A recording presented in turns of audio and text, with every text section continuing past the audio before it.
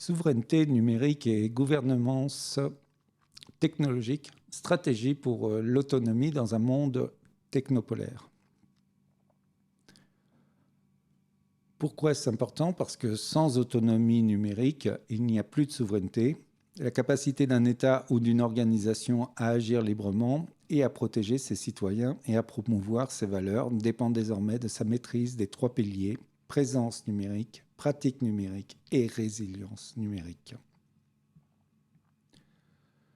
Dans les objectifs pédagogiques de ce module, il faudra donc comprendre les fondements de ce qu'est la souveraineté numérique, appliquer les trois piliers de l'autonomie numérique, c'est-à-dire la présence numérique, la pratique numérique et la résilience numérique, analyser les dynamiques géopolitiques de la technopolarité, enfin, évaluer la pertinence d'une politique publique dans un cadre réglementaire, AI Act, data localisation, règlement des protections des données personnelles en fonction des objectifs de la souveraineté technologique d'un pays. Pour un sommaire détaillé, nous allons donc voir la souveraineté westphalienne et comment elle a migré vers une souveraineté en 2.0, l'architecture de l'autonomie numérique, gouvernée dans un monde technopolaire. Enfin, nous verrons quelques exercices d'application et les fiches de récapitulation.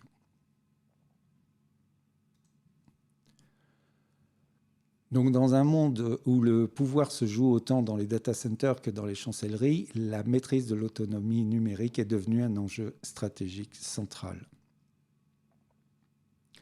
La souveraineté, dans sa formulation classique, est issue des traités de Westphalie de 1648, qui se fondent sur deux principes fondamentaux: la suprématie d'un État sur un territoire clairement délimité, et l'interdiction formelle de toute ingérence extérieure dans ses affaires intérieures.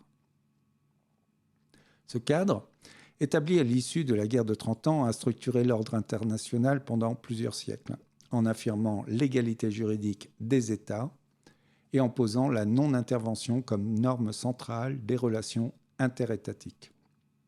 Ce modèle, profondément ancré dans la notion de contrôle territorial, a longtemps permis de distinguer clairement l'intérieur de l'extérieur, le domaine du politique de celui du juridique et les compétences nationales des sphères d'influence étrangère. Il a constitué le socle sur lequel s'est construit le droit international moderne, notamment à travers la Charte des Nations Unies, qui reprend ces principes en les adaptant au contexte du XXe siècle. La souveraineté westphalienne a ainsi offert une architecture stable pour le système des États, en particulier en consolidant l'idée qu'aucune autorité supranationale ne pouvait légitimement dicter sa conduite à un acteur souverain sur son propre sol. Cependant, cette conception forgée dans un monde pré-numérique et pré-globalisé se révèle de plus en plus inadéquat face aux défis posés par les infrastructures transnationales, les flux de données instantanés et les architectures algorithmiques qui traversent les frontières sans en tenir compte. L'émergence d'un nouvel ordre technopolaire, où le pouvoir se mesure autant par la maîtrise des semi-conducteurs, des données et des algorithmes que par la possession de territoires, oblige à repenser radicalement cette notion. La souveraineté n'est plus seulement une question de frontières géographiques, mais de capacité à gouverner, protéger et projeter dans des espaces numériques qui échappent largement au cadre juridictionnel traditionnel. Ainsi, s'impose une mutation conceptuelle vers ce que l'on peut appeler une souveraineté 2.0. Une souveraineté qui conserve l'essence de l'autonomie politique, mais s'inscrit dans un registre technologique où la sécurité, l'influence et la légitimité dépendent de la maîtrise des infrastructures critiques immatérielles.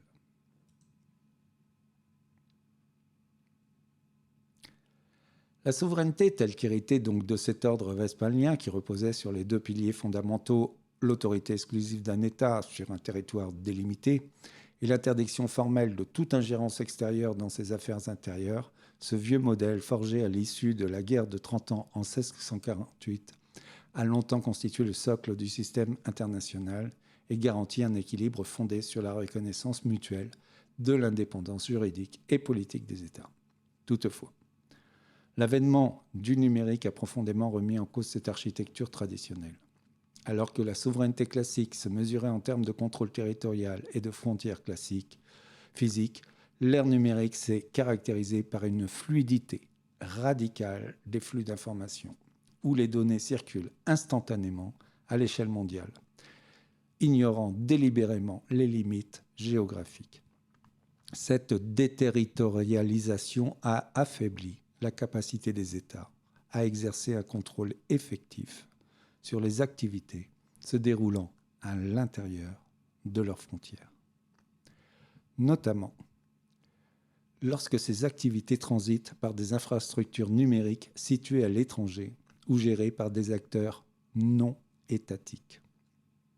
En outre, les infrastructures critiques modernes, qu'il s'agisse des centres de données en cloud, des chaînes d'approvisionnement en semi-conducteurs ou des câbles sous-marins transocéaniques, sont devenus des points de vulnérabilité stratégique du fait de leur concentration géographique ou de leur dépendance à des fournisseurs étrangers, souvent situés dans des zones géopolitiquement instables. Cette dépendance matérielle s'accompagne d'une dépendance cognitive encore plus subtile. Les algorithmes, développés majoritairement hors des frontières nationales, influencent désormais la manière dont les citoyens perçoivent le monde. Comment les décideurs publics élaborent leurs politiques et même comment la légitimité démocratique elle-même est construite ou contestée. Ainsi, la souveraineté ne peut plus être pensée uniquement en termes de défense territoriale, mais doit désormais intégrer la maîtrise des sphères numériques, algorithmiques et cognitives, sous peine de voir l'autonomie étatique réduite à une simple fiction juridique, et totalement dépassée par des architectures technologiques étrangères à toute logique de contrôle national. Qu'est-ce que serait donc une définition de la souveraineté 2.0 ? La souveraineté, telle qu'héritée de l'ordre westphalien établi au XVIIe siècle, reposait donc sur le principe d'une autorité exclusive exercée par l'État sur un territoire clairement délimité, à l'abri de toute ingérence extérieure. Ce modèle a longtemps structuré les relations internationales en consacrant la non-intervention et l'égalité juridique des États, indépendamment de leur puissance réelle. Toutefois, l'avènement de l'ère numérique a profondément érodé cette conception fondée sur la géographie et la frontière. Les données circulent désormais sans entrave à travers les continents, les infrastructures critiques telles que les centres de données, les câbles sous-marins ou les semi-conducteurs et dépendent souvent de chaînes de valeur extraterritoriales. Et ces algorithmes, conçus hors des frontières nationales, influencent les perceptions, orientent les décisions politiques et façonnent les récits publics. Cette transformation rend la notion de contrôle territorial insuffisante pour garantir l'autonomie stratégique d'un État. En réponse à cette évolution, une nouvelle forme de souveraineté s'impose. Elle ne se mesure plus seulement à la capacité de défendre un périmètre géographique, mais à celle de maîtriser les architectures immatérielles qui sous-tendent le pouvoir dans le monde contemporain. Cette souveraineté réactualisée repose sur 3 piliers interdépendants. La capacité à gouverner les flux de données, la capacité à influencer ou à résister aux logiques algorithmiques et la capacité à sécuriser les infrastructures technologiques essentielles. Elle ne vise pas l'autarcie, mais la maîtrise stratégique de l'interdépendance qui permet à un État d'agir librement dans un espace numérique où les frontières traditionnelles se sont estompées. Ainsi, la souveraineté ne disparaît pas à l'ère numérique, elle se transforme. Elle intègre les dimensions cognitives, les dimensions informationnelles, les dimensions technologiques comme autant de nouveaux terrains où se joue la légitimité et l'indépendance des nations. Une définition de la souveraineté 2.0 serait donc une forme évoluée de souveraineté adaptée à l'ère numérique, centrée non plus uniquement sur le territoire, mais sur la maîtrise des flux de données, des algorithmes et des infrastructures technologiques.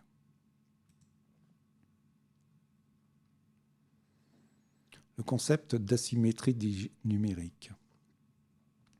La souveraineté numérique contemporaine se heurte donc à une réalité structurelle profonde, l'asymétrie numérique. Celle-ci se manifeste par une concentration extrême des capacités technologiques critiques, telles que le calcul à haute performance, les infrastructures de cloud souverains et les systèmes d'intelligence artificielle avancés entre les mains d'un petit nombre d'acteurs étatiques ou privés. Cette centralisation crée un déséquilibre systémique dans lequel la majorité des États, en particulier ceux du Sud global, se retrouvent dans une position de dépendance stratégique, dépourvue d'autonomie réelle dans les domaines déterminants de la puissance du XXIe siècle. Cette dépendance ne se limite pas à l'importation de matériel ou de services, elle touche les fondements même de la capacité d'un État à gouverner, à sécuriser ses données, à protéger ses citoyens et à influencer les normes internationales. L'écart ne relève donc pas simplement d'un retard technologique, mais d'une hiérarchie structurelle qui façonne les rapports de force géopolitiques actuels. Cela transforme la technologie en levier de coercition, d'influence et de contrôle. Dans un tel contexte, la maîtrise des infrastructures numériques devient une question existentielle pour la souveraineté. Car l'absence d'accès autonome aux technologies critiques entrave non seulement le développement économique, mais aussi la sécurité nationale et la capacité à exercer une diplomatie indépendante. Ainsi, l'asymétrie numérique ne constitue pas une simple disparité temporaire, mais une condition durable du nouvel ordre technopolaire où la marginalisation technologique équivaut à une perte progressive de l'agence stratégique. L'asymétrie numérique serait donc une condition structurelle dans laquelle l'accès aux technologies critiques, cloud souverain, intelligence artificielle, est concentré entre quelques acteurs, des États ou des entreprises. Et cela laisse la majorité des États dans une position de dépendance stratégique. Au chapitre 2, l'architecture de l'autonomie numérique.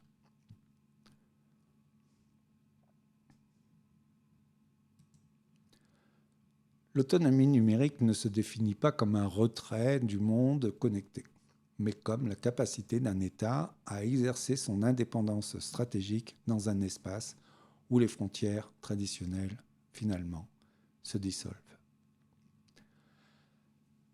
Elle ne vise pas l'autarcie technologique, souvent illusoire dans un monde interdépendant, mais la maîtrise des conditions qui permettent d'agir librement, de protéger ses intérêts et de projeter ses valeurs sans subir de coercition extérieure.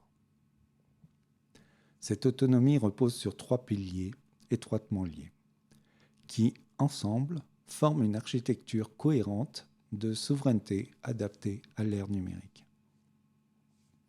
Le premier pilier, la présence. La présence désigne la capacité d'un État à établir et à maintenir une empreinte souveraine au sein des infrastructures critiques. Qu'il s'agisse de clouds nationaux, de réseaux de télécommunications ou de systèmes d'identité numérique.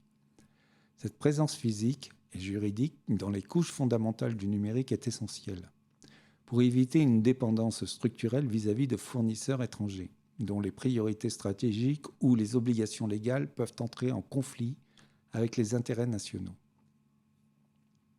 Le second pilier, la pratique. La pratique concerne la capacité d'un État à réguler, à normer et à innover en fonction de ses propres principes éthiques, juridiques et politiques. Cela implique de développer des cadres législatifs propres, comme le Règlement général sur la protection des données ou l'Intelligence artificielle Act en Europe, qui traduisent des valeurs spécifiques en exigences opérationnelles, mais aussi de participer activement à la définition des standards internationaux afin de projeter ses valeurs au-delà de ses frontières. Enfin, le troisième pilier, la résilience. La résilience correspond à la capacité à résister, absorber et se remettre des chocs numériques, qu'ils prennent la forme de cyberattaques, d'embargos technologiques, de campagnes de désinformation ou de ruptures de chaînes d'approvisionnement critiques.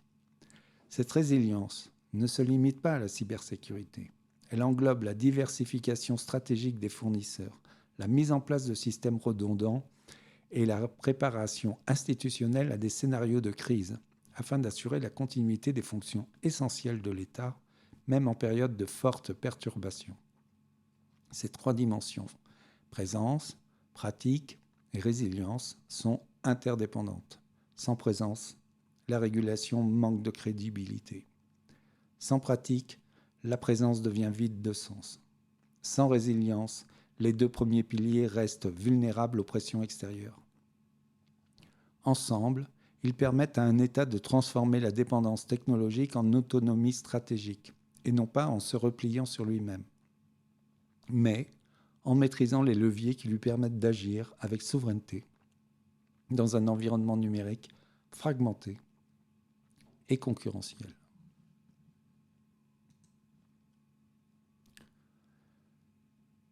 Le cas de l'Estonie et de la Data Embassy.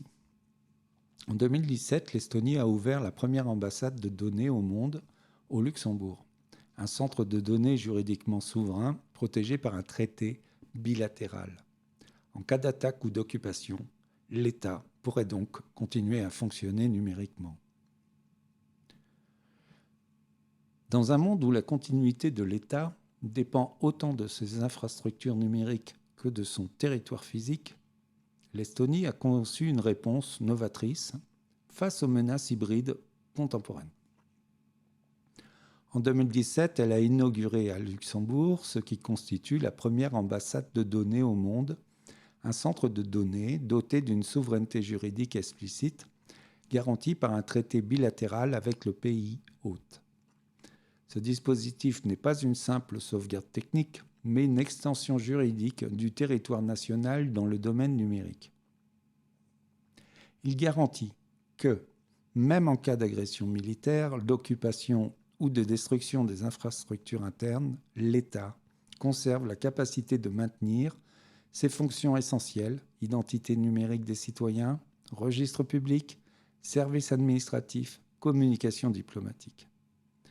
Ce modèle transforme radicalement la notion de résilience étatique. La souveraineté ne repose plus uniquement sur la défense des frontières, mais aussi sur la redondance stratégique et la localisation extraterritoriale d'actifs critiques. En anticipant les risques d'un monde de plus en plus exposé aux cyberattaques et aux conflits asymétriques, l'Estonie démontre que la sécurité numérique peut être intégrée au cœur même de la stratégie de survie nationale en faisant de la donnée une composante tangible et protégée de la souveraineté. Gouverner dans un monde technopolaire.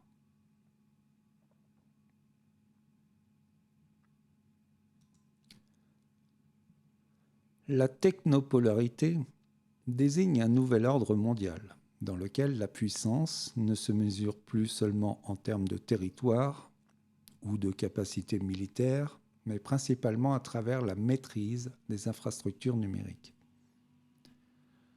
Dans ce contexte, la souveraineté d'un État dépend de sa capacité à gouverner trois domaines stratégiques interdépendants.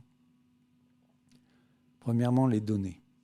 Deuxièmement, les algorithmes. Et troisièmement, le matériel technologique. Concernant les données, plusieurs États ont adopté des politiques de localisation exigeant que les informations générées sur leur territoire soient stockées localement, comme la Russie depuis 2015, ou le Brésil avec la LGPD, afin de renforcer le contrôle juridictionnel et protéger la vie privée. Sur le plan des algorithmes, la souveraineté s'exprime par la capacité à réguler les systèmes automatisés et à imposer des cadres éthiques. L'Union européenne en donne l'exemple avec son intelligence artificielle ACT, qui interdit notamment les systèmes de social scoring et impose des exigences strictes pour les applications à haut risque. Enfin, la souveraineté matérielle repose sur la capacité à sécuriser les chaînes de production des composants critiques, en particulier les semi-conducteurs, secteur dans lequel les États-Unis et l'Europe ont lancé des initiatives comme le CHIPS Act et le European Chips Act pour réduire leur dépendance vis-à-vis d'acteurs situés dans des zones géopolitiquement instables. Ensemble, ces trois piliers, données, algorithmes, matériels, redéfinissent les fondements de l'autonomie stratégique dans un monde où le contrôle technologique devient le véritable vecteur de pouvoir. Ne pas confondre souveraineté numérique et isolationnisme. La souveraineté numérique ne doit pas être interprétée comme un repli sur soi, ni comme une volonté de cloisonner le cyberespace. Elle ne vise pas à rompre avec la connectivité mondiale, ni à imposer des barrières numériques étanches, mais plutôt à redéfinir les conditions de l'interdépendance technologique. Dans un monde où les données, les algorithmes, les infrastructures critiques traversent les frontières sans y être soumis. L'enjeu n'est pas de s'isoler, mais de s'assurer une capacité d'action autonome au sein d'un écosystème global. Cela signifie pouvoir participer aux échanges numériques, aux partenariats technologiques et aux normes internationales sans subir une dépendance asymétrique qui transformerait la coopération en subordination.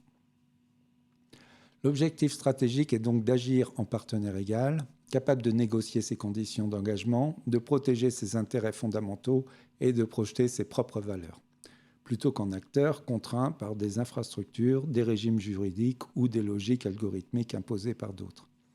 La souveraineté numérique, ainsi comprise, est moins une question de contrôle absolu que de maîtrise stratégique dans un environnement interconnecté.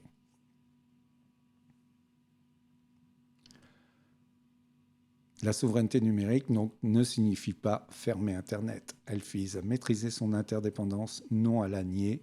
L'objectif est d'agir en partenaire égal et non en dépendant. La notion de splinternet. La souveraineté numérique, loin d'être un repli sur soi, s'inscrit dans un contexte où le réseau mondial tend à se fragmenter sous l'effet de divergences normatives, de divergences technologiques et de divergences géopolitiques croissantes. Cette fragmentation, parfois désignée sous le terme de splinternet, se manifeste par l'émergence de blocs numériques distincts, notamment autour du modèle étatique chinois centré sur la sécurité et le contrôle, et le modèle occidental davantage axé sur les droits individuels, la transparence et la concurrence. Cette polarisation ne signifie pas nécessairement la fin d'un Internet global, mais plutôt la coexistence de sphères d'influence où les règles, les infrastructures et les valeurs fondamentales divergent. Dans ce contexte, la souveraineté numérique devient un levier stratégique permettant aux États de définir les conditions de leur interconnexion. Non pour se couper du monde, mais pour négocier leur degré d'interdépendance sur les bases maîtrisées. Elle ouvre ainsi la voie à une coopération différenciée où les alliances technologiques se construisent autour de normes partagées, de garanties réciproques et de niveaux équivalents de protection des données et des droits fondamentaux. Ainsi, la fragmentation du réseau n'est pas une fatalité, mais une opportunité pour les États de reconfigurer leurs relations numériques selon des principes de réciprocité, d'autonomie stratégique et de respect mutuel. Cela transforme un risque de balkanisation en un espace de pluralisme régulé. Les exercices d'application. De niveau 1, compréhension de concepts de base, la souveraineté 2.0 remplace la souveraineté westphalienne, pas véritablement. On peut dire que c'est une mise à jour avec une interdépendance du numérique. La résilience numérique ne concerne que la cybersécurité. Évidemment, c'est faux, cela touche au-delà de la cybersécurité, puisque c'est la capacité à résister aux chocs géopolitiques, embargo, coercition technologique, à assurer la continuité des fonctions essentielles en cas de crise et à maintenir l'indépendance stratégique face aux dépendances critiques, telles que les semi-conducteurs, les clouds étrangers, etc. L'autonomie numérique implique de produire soi-même tous ces semi-conducteurs. Eh bien, c'est faux également, puisque l'autonomie numérique ne signifie pas l'autarcie. Elle vise à maîtriser ses interdépendances, non à les nier. Cela implique donc de diversifier les fournisseurs, de développer des capacités nationales stratégiques et de négocier des partenariats équilibrés. Analyse de politique publique. Donc choisir une loi, la GDPR, l'AI Act, la Data Security Law chinoise, etc., et l'analyser à travers les 3 piliers, la présence, la pratique, la résilience. Dans le cas européen, la protection générale des données, GDPR, illustre concrètement les 3 piliers de l'autonomie numérique. Une présence. Le règlement exige que les données des citoyens européens soient traitées conformément aux droits de l'Union européenne, même lorsqu'elles sont stockées hors du territoire. Cela incite à développer des infrastructures souveraines pour éviter la dépendance aux fournisseurs américains. La pratique. La régulation des données, la régulation générale de la protection des données, le GDPR, incarne une norme éthique et juridique forte qui projette des valeurs européennes, dignité, vie privée, consentement, au niveau mondial. Son effet Bruxelles pousse les entreprises mondiales à s'y conformer, transformant ainsi le droit européen en standard global. La résilience. En imposant des obligations de sécurité et de notification en cas de violation de données, le GDPR renforce la capacité des États et des entreprises européennes à détecter, gérer et limiter les impacts des cyberincidents, tout en limitant l'accès extraterritorial.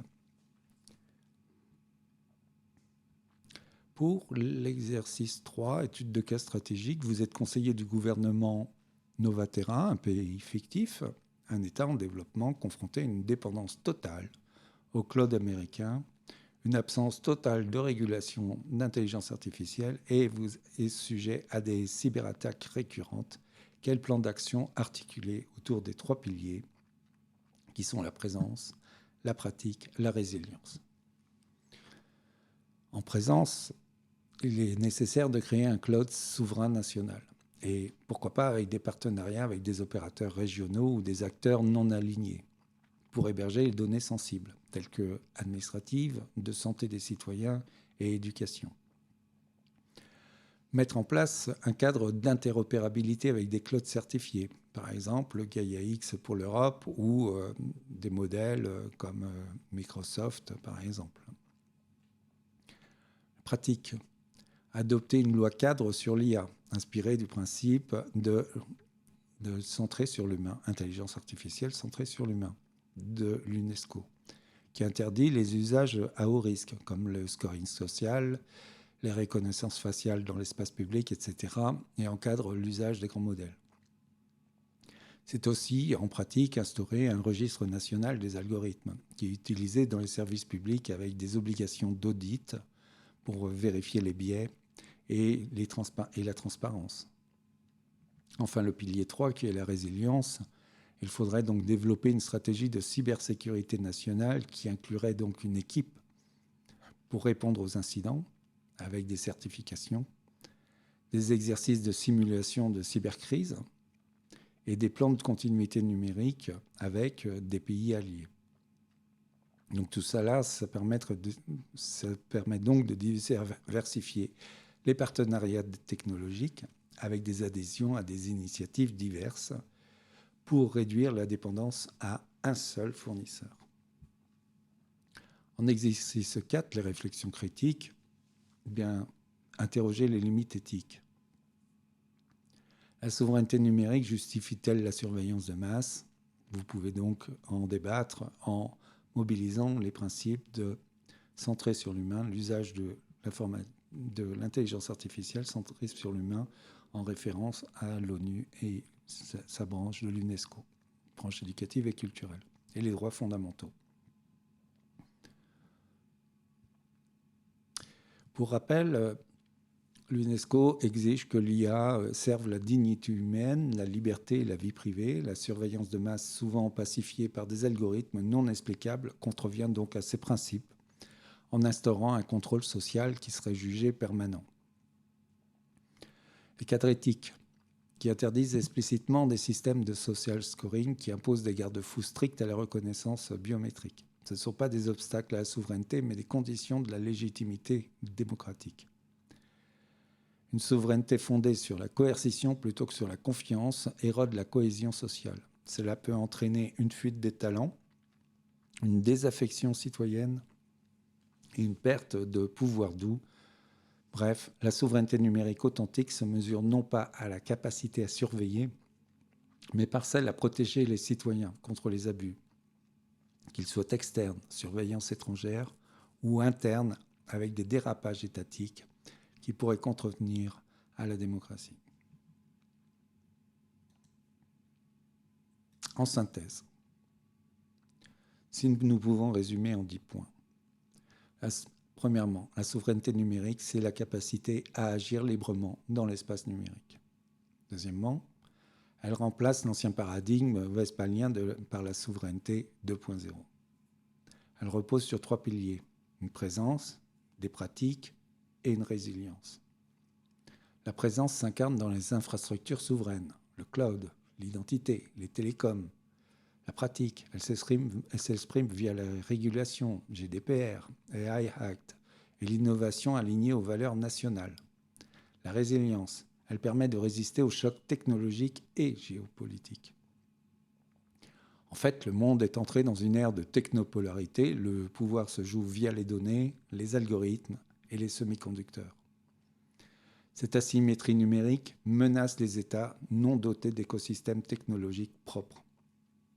La souveraineté est donc différente de l'isolation. Il s'agit de maîtriser son interdépendance à cette asymétrie numérique. La diplomatie cognitive est l'outil stratégique pour projeter cette autonomie à l'échelle mondiale. Dans ce schéma, nous pouvons voir que la souveraineté numérique, c'est un fondement vers post-westphalienne de souveraineté 2.0 avec ses 3 piliers, la présence des infrastructures souveraines, une pratique de régulation et d'innovation, une résilience avec une continuité à travers les crises, un contexte qui est technopolaire et asymétrie numérique, et des outils stratégiques qui concernent la diplomatie de la connaissance, la diplomatie cognitive. Références bibliographiques et webographiques, ouvrage principal, Achille, Herman, Cognitive Diplomacy et Digital Autonomy, Statecraft in the Age of Artificial Intelligence. Les références complémentaires, Bradford, L'effet Bruxelles, Krasner, La souveraineté, une organisation hypocrite, la Commission européenne avec l'AI Act, Intelligence Artificielle Act, les principes de l'intelligence artificielle de l'OECD et l'UNESCO, recommandation pour une éthique de l'intelligence artificielle. Je vous remercie de votre attention. Je vous souhaite à tous une excellente journée ou excellente fin de soirée.